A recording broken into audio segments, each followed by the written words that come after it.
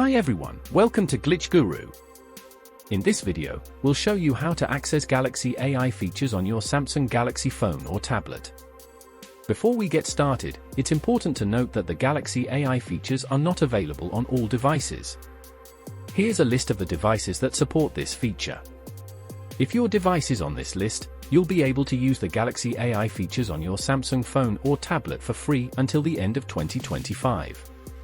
To access these features, open the Settings app on your device.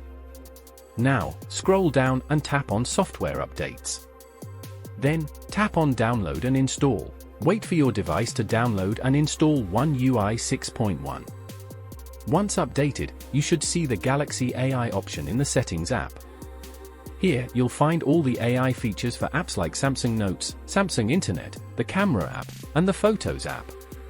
If you have any questions, feel free to ask in the comments below, and don't forget to subscribe.